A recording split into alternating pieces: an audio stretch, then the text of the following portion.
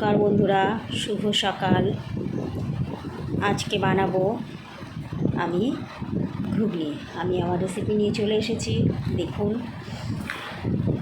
আমি প্রথমে তেল গরম করে কড়াইয়ে তেল দিয়ে আমি পেঁয়াজটাকে ভেজে নিচ্ছি।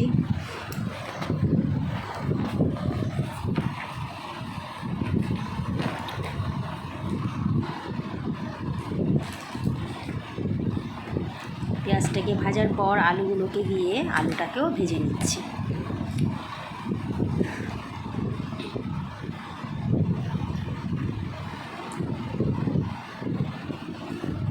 না, ঘুগনিটা কেমন খেতে বল? ভালো ভালো হেভি খেতে না? কি দিয়ে খাবি, লুচি না রুটি? যেটা ইচ্ছা, কিন্তু রুটি দিয়ে বেশি মানে। আমার তো লুচি দিয়ে ভালো লাগে।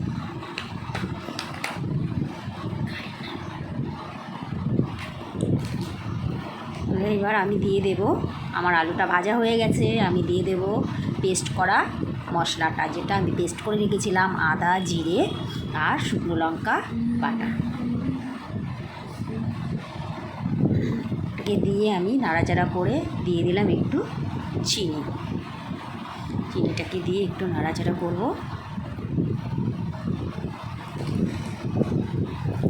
এরপর আমি দিয়ে দেব যে মটরগুলো আমি সেদ্ধ করে রেখেছিলাম। আপনারা তো জানেন মটর আমি আগেই সেদ্ধ করতে হবে।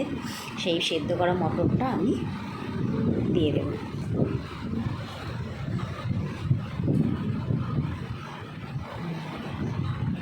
আমি কুকারে সিটি দিয়েছিলাম, 2টো সিটি দিয়ে আমি বন্ধ করে রেখেছিলাম, না হলে মটরটা যদি গলে যায় তখন ভালো লাগবে না খেতে, সেই কারণে মটরটাকে দিয়ে আমি নাড়াচাড়া করব।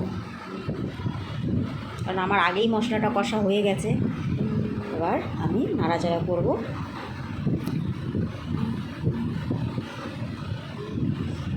বন্ধুরা, কেমন খেতে হবে আপনারা অবশ্যই কমেন্ট করবেন।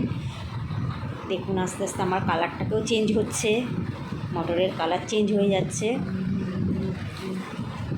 আমি পুরোটাকে ঢেলে দিলাম।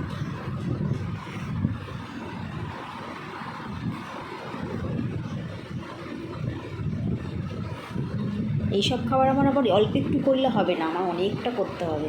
টিফিনে যাবে, সকালে খাবে, সব রকমভাবে আমাকে করতে হবে। মা, তাহলে কি রেসিপি শেষ? রেসিপি এখনও শেষ হয়নি, দাঁড়াও, ফুটবে তো, ফুটতে দাও, তারপর তো হবে রেসিপি শেষ। এবার আমি স্টিমটা বাড়িয়ে দেব, টকবক করে ফুটবে।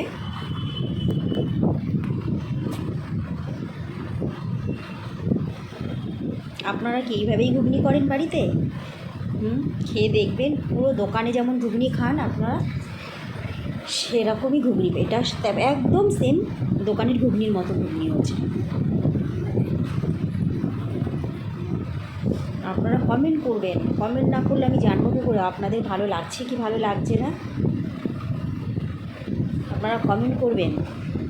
আপনাদের অন্য কোনো রেসিপি জানার থাকলে সেটা কমেন্ট করে বলবেন, আমি অবশ্যই জানাবো আপনাদের রেসিপিটাকে। আপনারা এইভাবে করে খেয়ে দেখুন।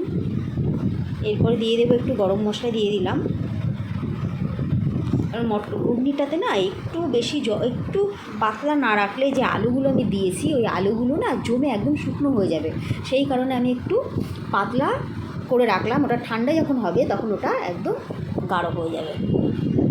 জানেন বন্ধুরা, এই যখন আমরা হলো এইসব ঘুগনি এইসব রান্না হয় না, শুধু শেষ হয়ে গেলে মনটা খুব দুঃখ হবে। কেন জানি না, মনে হয় আর একটু হলে ভালোই হতো। আরে আমার মটর গলে গেছে, আলু গলে গেছে, আমার ঘুগনি মোটামুটি রেডি হয়ে গেছে।